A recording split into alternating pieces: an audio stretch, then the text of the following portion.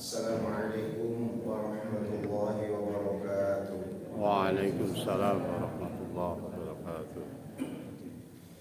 Alhamdulillah alladzi anzala al-Qur'an hudan lin-nas wa bayyinatin minal huda wal furqan. Asyhadu an la ilaha illallah wa asyhadu anna Muhammadan 'abduhu wa rasuluh. Allahumma shalli wa sallim ala nabiyyina Muhammadin wa ala alihi wa sahbihi wa man tabi'ahum bi ihsanin ila yaumiddin. Allahumma inna nas'aluka 'ilman nafi'a wa na'udzu bika min 'ilmin la yanfa'. Allahumma inna nas'aluka khaira ma fi hadhihi al-lailah wa khaira ma ba'daha wa na'udzu bika min syarri ma fi hadhihi al-lailah wa syarri ma ba'daha. Hadirin Bapak Ibu jamaah yang rahmat Allah Subhanahu wa taala, mari kita senantiasa bersyukur atas segala nikmat dan karunia Allah yang telah diberikan kepada kita semuanya. Mudah-mudahan dengan semakin banyak nikmat, semakin meningkat pula amalia ibadah kita kepada Allah Subhanahu wa taala. Salawat dan salam kita haturkan kepada uswah kita, suri tauladan kita, Nabi Muhammad sallallahu alaihi wasallam, keluarga dan seluruh sahabat-sahabatnya. Hadirin jamaah rahmat Allah Subhanahu wa taala, kita melanjutkan pembahasan tafsir kita di surat Al-Baqarah di ayat ke-106 sampai insyaallah nanti ke 108. Seperti biasanya kita baca terlebih dahulu baru kita baca terjemah dan tafsirnya. A'udzu billahi minasy syaithanir rajim. A'udzu billahi minasy syaithanir rajim. Bismillahirrahmanirrahim.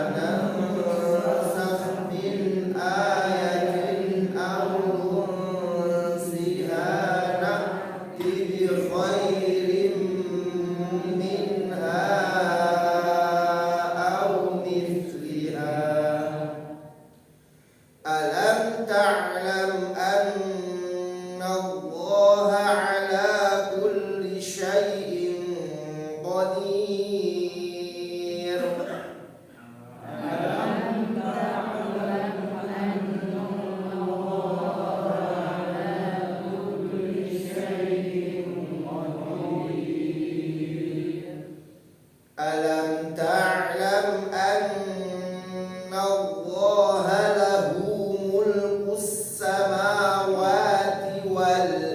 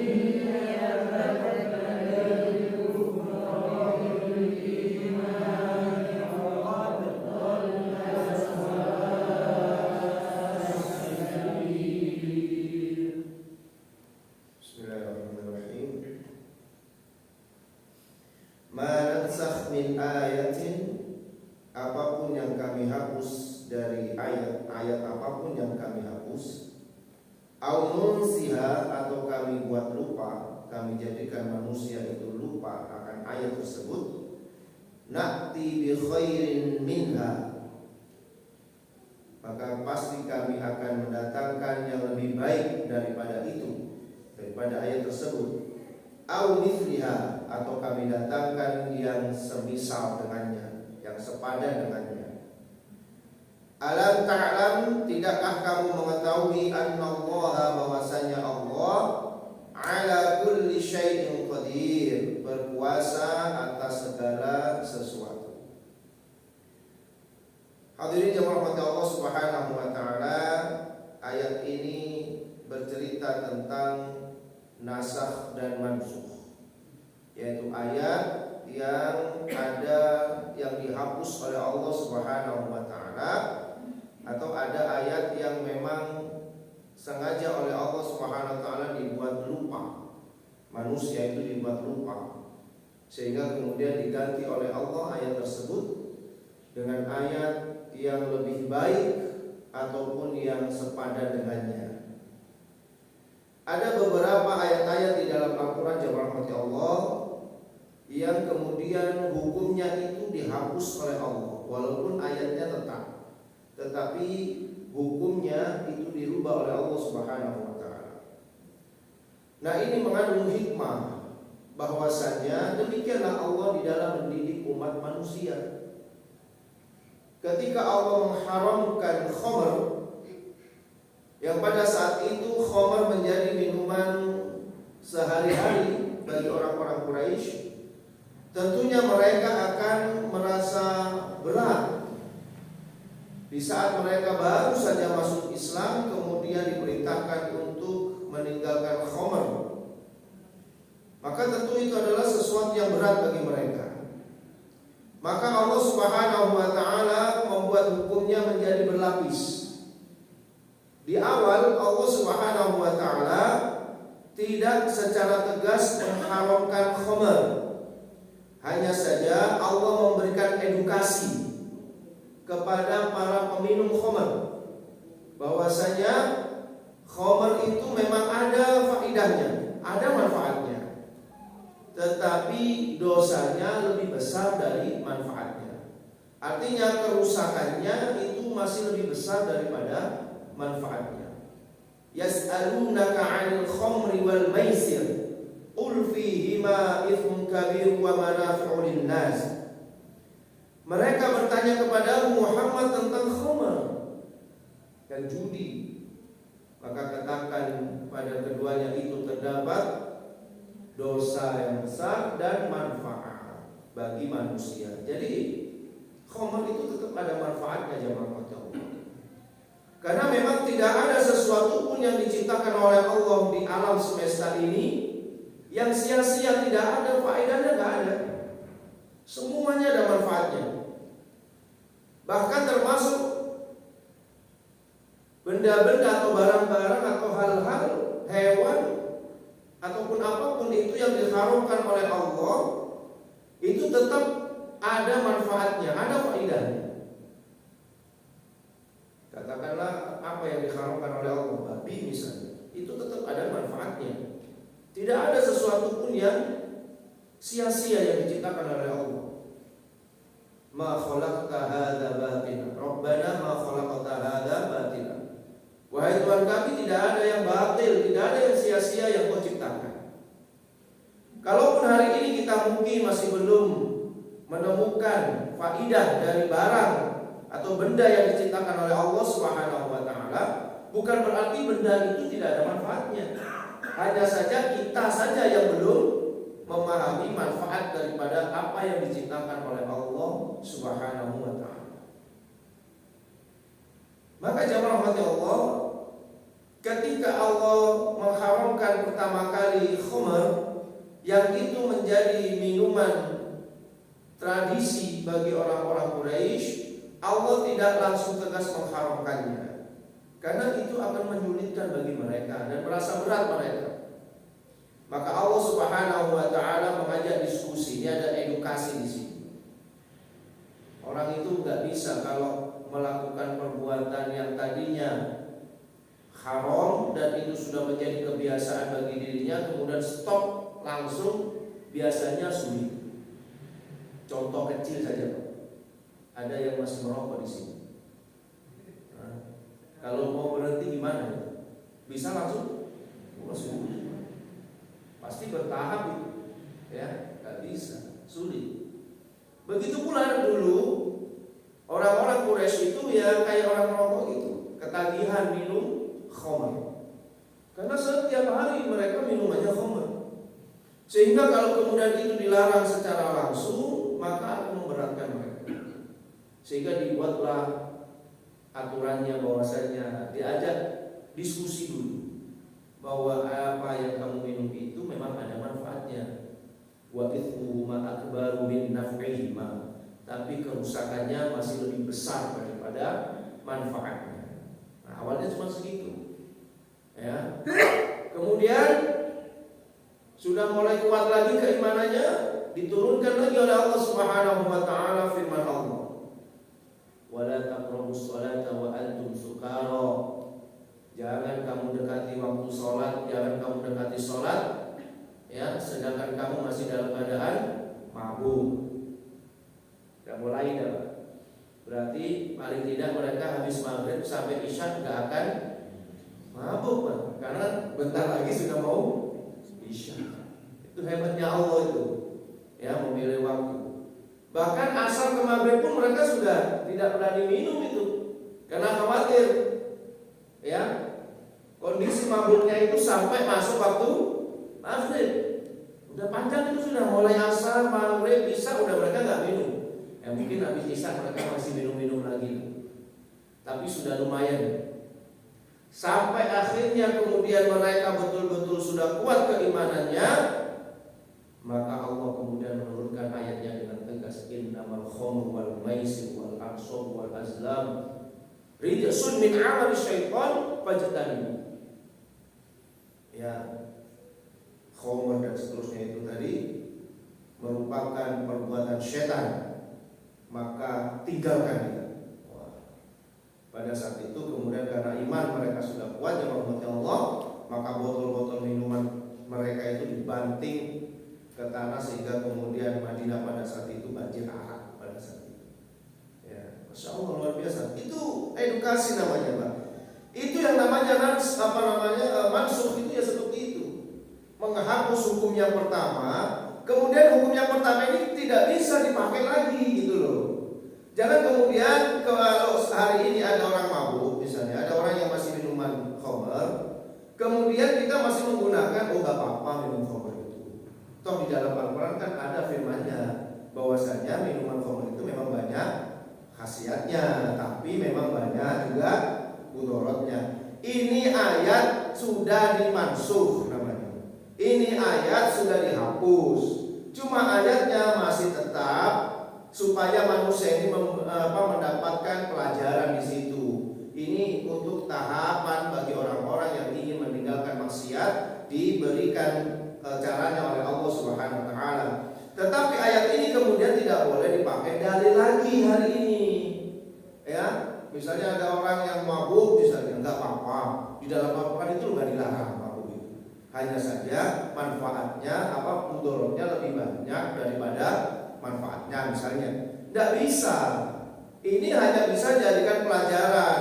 Kalau ada orang mau berhenti dari perbuatan maksiat, maka langkah yang kita kerjakan adalah ajak diskusi sama dia. Oh, sih manfaatnya kamu minum seperti ini. Oh, ini. Ya, itu manfaatnya menghangatkan tubuh, membuat kamu hebat, berani dan seterusnya. Misalnya itu. Tapi mudaratnya lebih besar. Otak mati, ya, sakit, fisiknya sakit dan seterusnya. Bisa kita sampaikan yang demikian itu. Nah, kemudian jemaah rahmati Allah, di antara ayat yang dinasakh lagi oleh Allah Subhanahu wa taala adalah tentang hukum. Ketika Rasulullah Shallallahu alaihi wasallam pada saat itu, kiblat pertama umat Islam itu di mana? Baitul Maqdis, di Palestina, di Masjidil Aqsa. Kemudian oleh Allah dinasakh itu. dirubah oleh Allah Subhanahu wa taala menghadap ke arah kiblat kita adalah Ka'bah. Nah, itu namanya hukumnya nasakh. Diganti oleh Allah dengan yang lebih baik atau yang sepadan. Masjidil Aqsa, Masjid Nabawi, Masjidil Haram merupakan 3 masjid yang umat Islam itu harus punya keinginan berziarah ke sana. Boleh Pak kita pengen ziarah ke mana misalnya? Bali misalnya ya, rekreasi dan wisata. Ke Bali pengen, ke Jogja pengen, ke Amerika pengen, ke Qatar misalnya pengen nonton Piala Dunia ya misalnya, pengen misalnya. Apa-apa, tetapi jangan sampai keinginan itu mengalahkan keinginan kita untuk ke tanah suci. Baik tanah suci yang ada di Saudi Arabia meliputi Makkah dan Madinah, maupun tanah suci yang ada di Palestina, yaitu Masjid Al-Quds, Masjidil Aqsa. Jadi kita harus punya keinginan itu. Walaupun ya kalau ke Mekah Madinah insya Allah agak mudah lah ya. Apalagi sekarang ini masya Allah ya, orang umroh itu hampir setiap hari pakai Indonesia ya, hampir setiap hari, setiap jam itu ada orang yang berangkat untuk umroh ya. Tetapi kalau yang ke arah Palestina ini yang agak sulit. Walaupun demikian tetap kita harus punya keinginan supaya bisa berziarah ke sana. Nah, itu jamaah rahmat Allah Subhanahu wa taala beberapa hukum-hukum yang memang sengaja oleh Allah Subhanahu wa taala dirubah. Karena sekali lagi itu mengandung hikmah, kemudian di dalamnya ada edukasi bahwasanya kita dalam memberikan pendidikan itu memang bertahap. Kepada anak-anak kita saja juga bertahap. Jangan sampai kemudian anak kita paksa seperti kita melakukannya. Nanti bisa-bisa begitu dia sudah dewasa malah bosan ketika melaksanakan kebaikan. Karena sudah kita paksa terlebih dahulu ketika masih kecilnya. Bertahap, semuanya bertahap. Nah, itu manfaatnya. Ada ayat-ayat yang memang sengaja diberikan kepada Rasulullah SAW, kemudian dibacakan, dan setelah itu oleh Allah dijadikan lupa sudah. Ya. Sehingga Rasulullah lupa, para sahabat juga lupa, kemudian diturunkan ayat berikutnya untuk mengganti ayat yang sudah dilupakan tadi. Man baddil min ayatin aw nunzilha minal qulub wal adhan na'ti bi anfa' lakum minha. Apapun ya, ayat apapun yang kami ganti dan kami hilangkan dari hati dan pikiran, pasti akan kami datangkan yang lebih manfaat daripada ayat tersebut.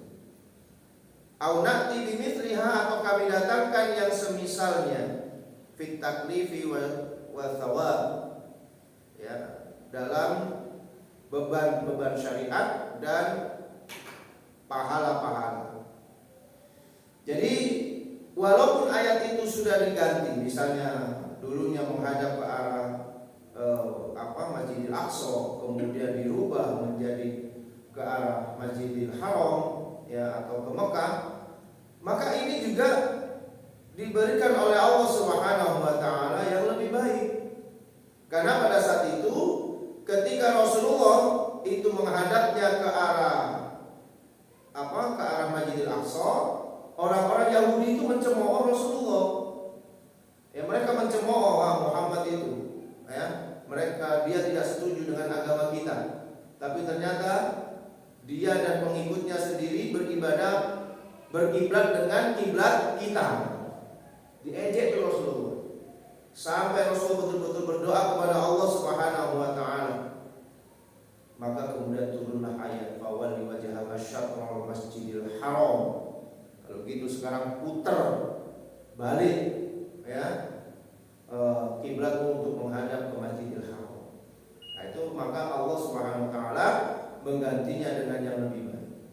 Nah, ketika itu jamaah rahmati Allah, orang-orang Quraisy itu memang banyak mencemooh Nabi Muhammad. Banyak mencemooh kepada Nabi Muhammad sallallahu alaihi wasallam. Ya. Mereka menganggap bahwa Al-Qur'an itu ya buatan Muhammad saja. Buktinya dia habis menyampaikan hukum, tiba-tiba dihapus dengan sendirinya, diganti lagi hukum. Misalnya perempuan yang berzina dulunya dikurung di dalam rumahnya, tiba-tiba dirubah hukumnya menjadi dicambuk. Awalnya dikurung saja, Pak. Ya, wanita yang berzina itu awalnya dikurung, kemudian dirubah hukumnya, akhirnya dicambuk. Ya. Kalau yang zina muhsan sampai diraja. Nah, jemaah mata Allah Subhanahu wa taala, kemudian Allah menyampaikan alam ta'lam annallaha ala kulli syai'in qadir. Tidakkah kamu mengetahui bahwasanya Allah itu berkuasa atas segala sesuatu. Jadi Allah mau mengganti hukumnya, Allah mau membuat manusia itu melupakan hukum itu sehingga tidak perlu lagi untuk dilaksanakannya, maka itu bagian daripada kekuasaan Allah Subhanahu wa taala. Bahkan di sini disebutkan walikulli hikmah, dan dari setiap perbuatan itu tadi, dari setiap apa yang sudah diganti oleh Allah itu ada hikmah di dalamnya, pasti ada hikmahnya. Alam ta'lam ayuhan nabi anta wa ummatuka annallaha qadirun la yu'jizuhu syai'. Tidakkah kamu mengetahui wahai nabi, kamu dan umatmu, bahwasanya Allah itu maha kuasa dan tidak ada sesuatu pun yang dapat menghinakannya, merendahkannya. Nah, ini jamaah Allah Subhanahu wa taala, sekali lagi bahwa ayat-ayat yang dinasakh oleh Allah Subhanahu wa taala itu merupakan haknya Allah. Dan itu sekali lagi menjadi pelajaran buat kita. Ada edukasi di dalamnya, ada hikmah di dalamnya dengan dihapuskannya ayat-ayat itu. Bahkan ada ayat-ayat yang mestinya dilupakan oleh umat manusia. Banyak nanti ayat-ayat ini. Bahkan kalau di dalam kitab kalau kita belajar ulumul Quran, maka ada bab khusus tentang nasakh dan mansukh. Yang tentang ayat-ayat yang memang dihilangkan oleh Allah, ada ayat-ayat yang memang secara kalimatnya memang sudah dilupakan, dibuat lupa oleh Allah. Rasulullah lupa, sahabat lupa. Ada yang nasakh mansukh itu ayatnya tetap, hanya saja dirubah hukumnya. Ada yang seperti itu, Pak. Nah, sehingga ya seperti tadi khamar tadi itu dirubah hukum. Kemudian riba juga gitu.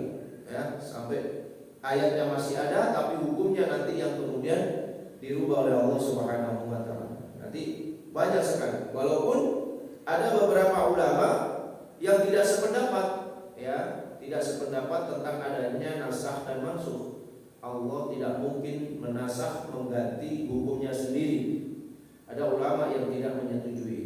Tetapi ala kulli hal, mayoritas ulama, jumhur ulama itu tetap meyakini bahwa memang ada nasakh dan mansukh. Bisa jadi yang dihapus itu adalah ayat Allah dan dihapusnya melalui hadis Rasulullah SAW.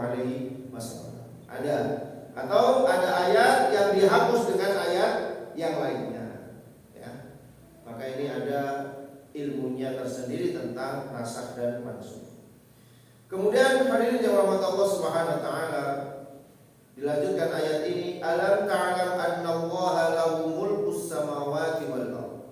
Tidakkah kamu tahu bahwasanya kerajaan langit dan bumi ini semuanya milik Allah? Semuanya yang ada di langit dan ada yang di bumi ini semuanya milik Allah. Wa ma lakum min dunillahi min waliyyin wala nasir. Dan kamu tidak punya pelindung dan penolong selain Allah. Ya, ini untuk semuanya jemaah. Tidak hanya untuk orang beriman. Untuk orang yang tidak beriman pun diingatkan oleh Allah, kamu itu gak punya penolong, kamu gak punya pelindung selain Allah Subhanahu wa taala, baik di dunia, lebih-lebih di akhirat.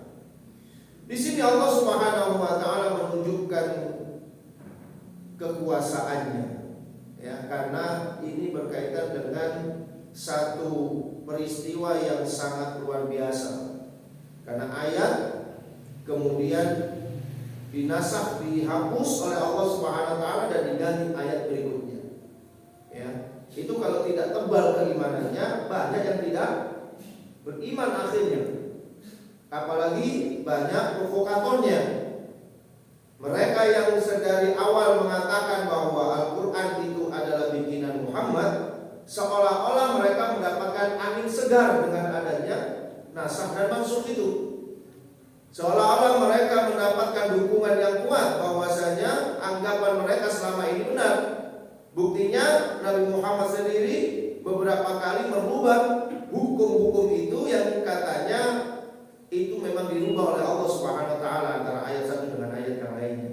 Maka Allah terangkan ini. Allah menasakh beberapa ayat, beberapa hukum di dalamnya, dan pasti di dalamnya ada hikmahnya. Dan langsung Allah menyampaikan, untuk merubah yang demikian itu tidak sulit bagi Allah, karena Allah Maha Kuasa atas segala sesuatu.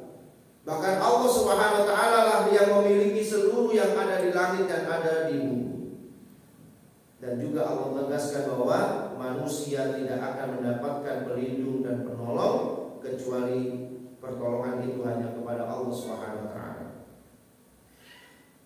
Amma 'alimta ayuhan nabi anta wa ummatuka anna Allah ta'ala huwa al-malik. Ketahuilah bahwa Nabi, wahai Nabi, ya, engkau dan pengikutmu, bahwasanya Allah Subhanahu wa taala adalah raja yang mengatur di langit dan di bumi. Yaf'alu ma yasha. Dia berkehendak sesuai dengan keinginannya.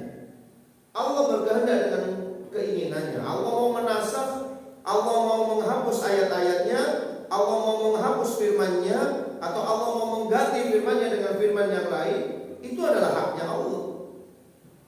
Karena Allah berkuasa di situ. Tidak ada kemudian ya manusia itu berhak protes dan lain sebagainya.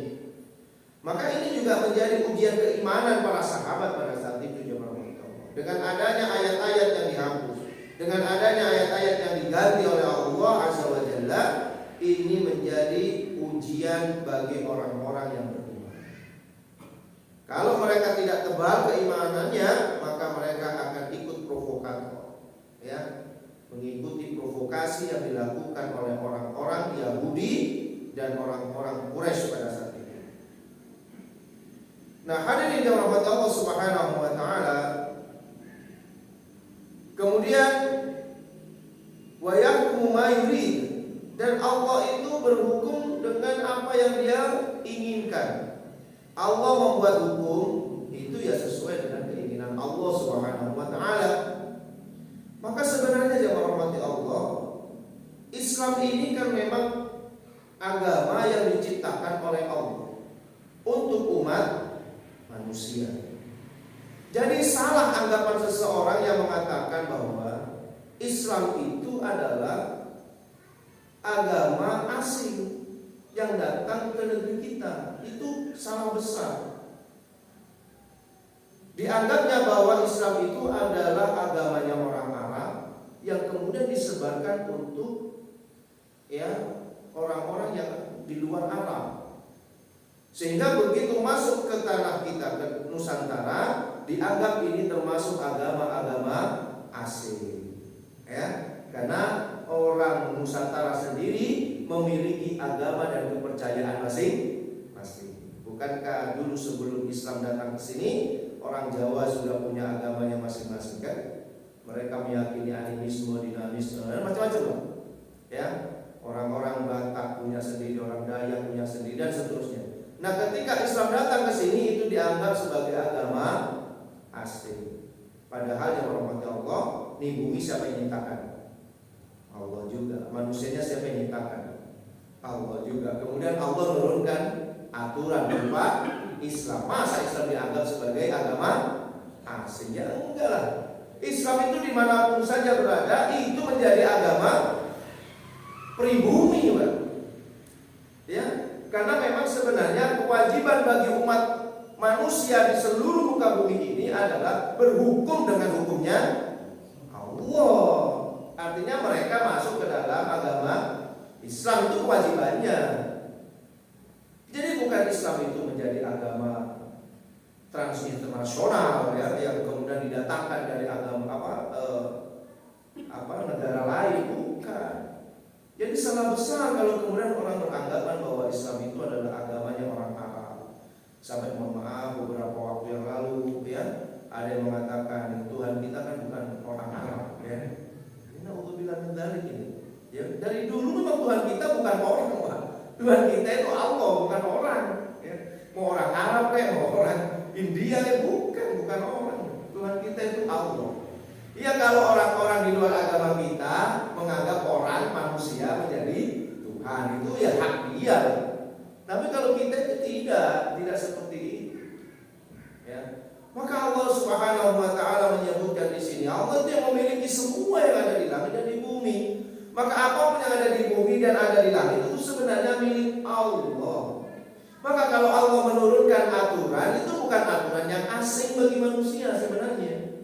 Ya memang itulah hakikatnya aturan itu, atau apa namanya, yang harus diperdomani dan harus dijalankan. Ini memang aturan Allah. Kalau kita ini produknya Allah kan? Manusia ini produknya Allah. Bumi kita ini produknya Allah. Kemudian Allah kasih buku petunjuknya. Ini loh jalan caranya menjalankannya. Maka ini bukan lagi agama asli. Ya. Kalau kemudian orang tidak menyukainya, ya itu ya karena hawa nafsunya saja. Tapi jangan sampai kita ikut-ikutan gitu, ya, menganggap bahwa bahwa agama asli di bumi itu adalah agama animisme, dinamisme, ya. Maka sekarang itu masya Allah jemaah ya. Salam itu sekarang itu banyak sekali. Orang mau pidato itu habis waktunya pakai salam saja. Salamnya itu banyak sekarang ini, masya Allah. Ya. Itu untung cuma 6 agama itu yang diakui oleh Indonesia ya. Nah, sehingga salamnya jadi 6. Coba kalau lebih dari 6, misalnya ada 15 agama itu, masing-masing ngotot supaya salamnya dipakai juga. Habis kita. Kultum gak selesai-selesai Pak. Kultum 5 menit hanya dapat salam aja. Intinya belum itu. Masya Allah. Padahal dulu ya Allah ya, waktu saya masih kecil ya, masih pemerintahan Orde Baru gitu, nggak pakai salam yang aneh-aneh gitu juga nggak pakai. Ternyata toleransi juga masih bisa dijalankan gitu ya. Hari ini masya Allah luar biasa ya. Nah hadirin jemaah Allah Subhanahu wa taala, maka Allah tegaskan di sini tidak ada yang bisa menolong kita, tidak ada yang bisa melindungi kita kecuali Allah Subhanahu wa taala. Maka itu menjadi keras kita, iyyaka na'budu wa iyyaka nasta'in. Kemudian jemaah Allah di ayat ke-108. Nah, ini 108 ini ada asbabun nuzul ya. Anturiduna an tas'alu rasulakum, apakah kamu hendak meminta kepada rasulmu kama su'ila Musa min qabl, sebagaimana Nabi Musa dulu dimintai ya, sebagaimana kalian dulu meminta kepada Nabi Musa.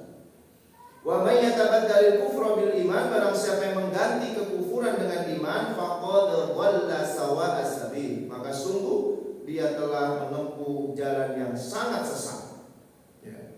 Hanya ada asbabun nuzul. Jadi orang-orang Arab pada saat itu meminta kepada Rasulullah supaya bukit Sofa dan Marwah itu diganti menjadi emas. Nah, jadi minta, kalau kamu memang jadi nabi, kalau memang kamu nabi, coba kamu rubah gunung yang dipakai saat itu, Marwah dan Sofa itu menjadi emas. Sama Rasul baik, dia dituruti sama Rasulullah karena memang mukjizat. Tapi kata Rasulullah dengan satu syarat, ya, bahwasanya ketika gunung ini nanti berubah menjadi emas, itu sama dengan ketika Nabi Isa menurunkan hidangan dari langit.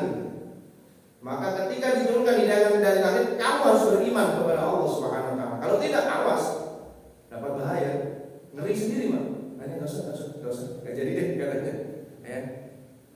Kemudian orang-orang Yahudi juga mendatangi Rasulullah Shallallahu Alaihi Wasallam. Mereka minta yang aneh-aneh, ya. Mereka minta yang aneh. Mereka minta, wahai Muhammad, datangkan kepada kami satu kitab saja, sebagaimana Musa, satu kitab. Jadi bukan seperti kamu yang turunnya wahyu berangsur-angsur. Ya, datangkan langsung dari langit satu kitab, bacakan di hadapan kami. Ada yang orang Yahudi mengatakan, wahai Muhammad, kalau engkau memang betul-betul nabi, maka datangkan Allah dan malaikatnya supaya kami bisa berhadapan-hadapan, baru kami beriman. Luar biasa Pak, permintaan orang Yahudi.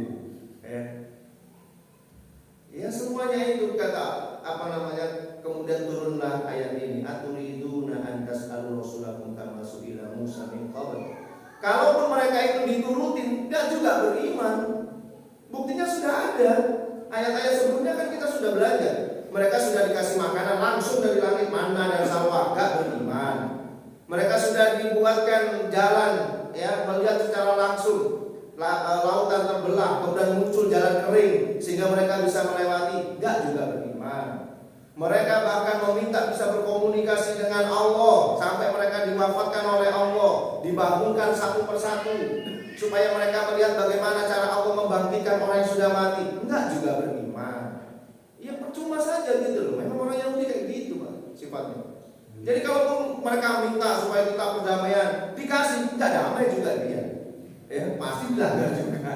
Ya memang dia enggak mau menurut sama siapapun. Itu dari dulu. Jangankan kepada kita sesama manusia hari ini ya. Hari ini sama manusianya. Sama nabinya saja dia enggak nurut gitu. Bahkan ada nabinya yang difitnah, ada nabinya yang dibunuh oleh mereka. Kenapa? Tidak sesuai dengan apa yang diinginkan. Maka ketika Rasulullah SAW diutus kepada mereka, mereka mintanya juga aneh-aneh. Kayak dulu nenek moyangnya minta kepada Nabi Musa. Maka ditegur lagi oleh Allah. Kamu mau minta kepada Rasul, artinya kepada Nabi Muhammad, sebagaimana kalian dulu meminta kepada Musa, yang ternyata kalian tidak ada yang beriman juga ketika dituruti. Luar biasa kalau kita belajar awal-awal ya, bagaimana mereka itu dituruti, semua keinginannya dituruti oleh Allah Subhanahu wa taala. Semuanya keinginan mereka ingin ini dituruti, enggak beriman. Ya, kemudian dimaafkan oleh Allah. Minta lagi, diturutin lagi, enggak beriman juga.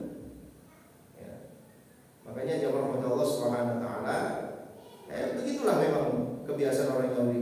Sampai kapan? Sampai nanti hari kiamat lah. Yang kondisi mereka itu seperti itu. Ya. Mereka bikin perjanjian, mereka sendiri nanti yang akan melanggarnya. Itu sudah ada, sudah kita pelajari mulai dari awal ya.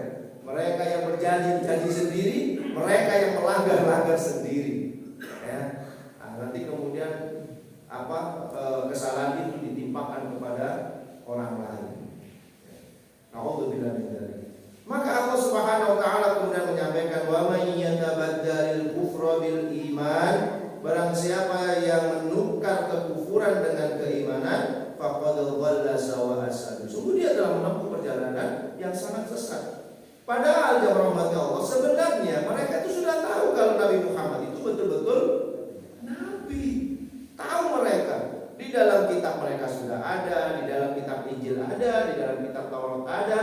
Sampai disebutkan oleh Allah, alladzina atainahumul kitaba ya'rifunahu kama ya'rifuna abna'ahum. Orang-orang yang diberikan kitab, ya Taurat maupun Injil, mereka mengetahui, mereka mengenal Muhammad itu sebagaimana mereka mengenali anaknya sendiri. Sampai begitu dekatnya. Sampai pendeta Bukhairah itu Rasulullah masih usia 12 tahun saja dia sudah tahu ini calon nabi nih. Ya, dari ciri-cirinya, dari mulai perjalanan jauh dilihat dari gerejanya, oh ini calon nabi pasti yang disebutkan oleh Allah di dalam Injil. Udah tahu, padahal masih umur 12 tahun, masih jauh Rasulullah akan menjadi nabi.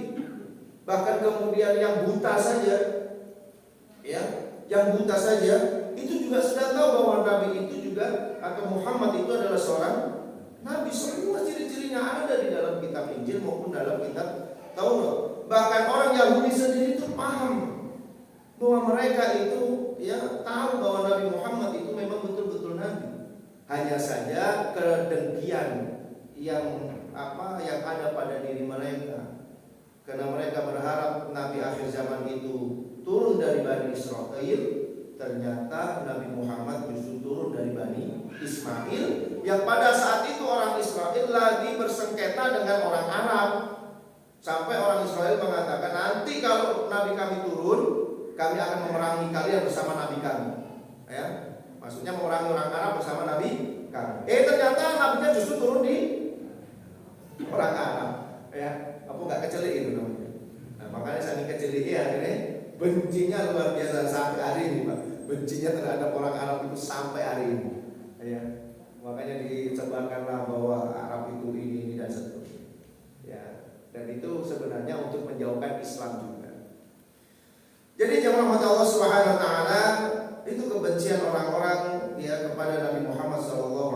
Sehingga ketika mereka meminta yang demikian itu, oleh Allah diturunkanlah ayat ya yang menerangkan bahwasanya tetap saja mereka itu kalau meminta diturutin sekalipun. Misalnya malaikat betul-betul diturunkanlah oleh Allah, ditunjukkan kepada mereka ya, tetap saja mereka tidak mau beriman. Bal aturiduna ayuhan nas an tatlubu min rasulikum Muhammadin sallallahu alaihi wasallam asya bi qasdil inadi wal mukabirah. Bahkan apakah kalian meminta wahai manusia kepada Rasulmu Muhammad SAW sesuatu dengan tujuan pembangkangan wal mukabirah dan menyombongkan diri ya, mintanya itu bukan karena memang betul-betul ingin gitu, karena ada kesombongan pada diri mereka ya, mereka itu ingin memuji Nabi Muhammad.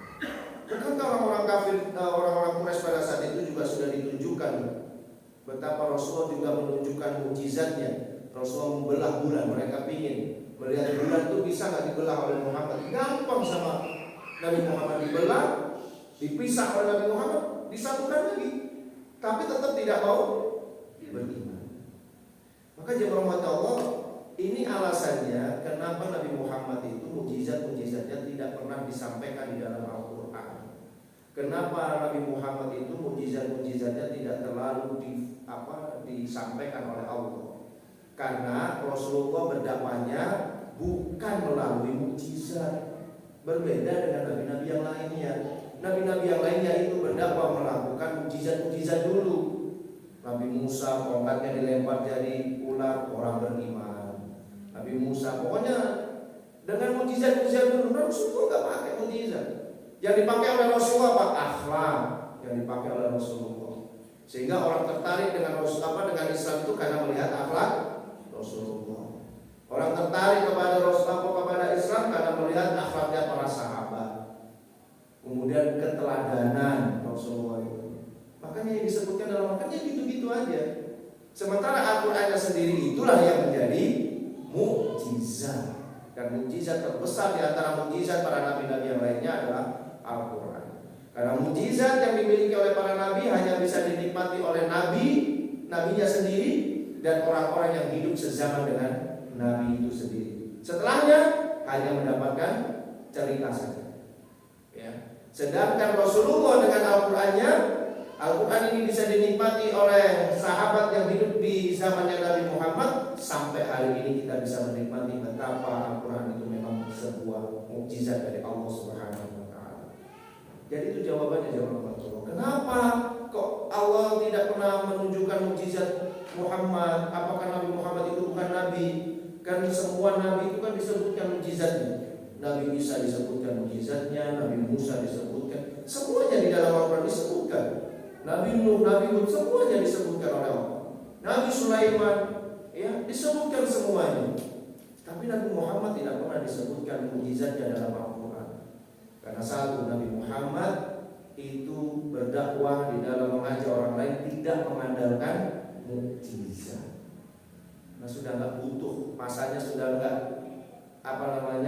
bukan masanya di zaman Rasulullah itu pakai mukjizat itu sudah bukan masanya. Zamannya Rasulullah itu diajak orang itu berpikir. Makanya tadi ya ayat itu dinasab oleh Allah itu pertama supaya manusia itu berpikir. Karena sudah mulai maju, sudah mulai modern manusianya. Sudah bukan lagi orang yang diusap kemudian percaya ya. Makanya kalau kita ini sampai hari ini masih percaya juga terhadap orang-orang yang demikian itu, primitif kita ini sebenarnya cuma ya. Makanya gampang diakali. Akhirnya beli keris dari Shopee ya, kasih ke Shopee gitu aja, udah banyak yang ikut ya. Itu karena kita terlalu percaya model kayak gitu. Itu zaman Nabi Muhammad saja udah gak pakai kayak gitu di dalam mendakwahkan Islam. Ya pakai keteladanan, pakai kemudian akhlak, diskusi, ya seperti itu jamaah Allah. Ini menunjukkan bahwa Islam itu memang sangat menghargai ilmu pengetahuan gitu loh. Sudah bukan lagi masanya yang klenik-klenik, itu sudah bukan masanya di dalam Islam. Itu oke lah dibawa oleh nabi-nabi zaman dulu karena memang masanya memang ya masih percaya dengan hal-hal seperti itu. Rajanya saja yang diundang itu tukang sihir di zamannya Nabi Musa. Yang diundang untuk menghadapi Nabi Musa itu tukang sihir. Maka mukjizat pada saat itu ya yang bisa melawan di zamannya itu. Tapi hari ini zaman pengetahuan itu tidak cukup. Hari ini orang itu berdebat yang masalah ilmu pengetahuan, maka Al-Quran sudah bisa menjawabnya. Makanya sekali lagi ya, kalau ditanya orang kenapa Rasulullah tidak disebutkan mukjizatnya banyak di sejarah-sejarah ataupun di Al-Quran, itu tadi karena Rasulullah dalam berdakwah bukan medianya bukan menggunakan mukjizat, tetapi langsung ya kepada dakwah bil hal, dengan dakwah memberikan contoh, memberikan akhlak dan lain sebagainya. Demikian jemaah rahmat Allah Subhanahu wa taala yang bisa kita pelajari dari tafsir Al-Qur'an surat Al-Baqarah 106 sampai 108. Mudah-mudahan ya kita mendapatkan pencerahan dari ayat ini sehingga mempertebal keimanan kita, dan mudah-mudahan Allah memberikan ilmu kita menjadi ilmu yang bermanfaat dan baik. Amin ya rabbal alamin. Subhanakallahumma wa bihamdika asyhadu an la ilaha illa anta astaghfiruka wa atubu ilaik. Assalamualaikum warahmatullahi wabarakatuh.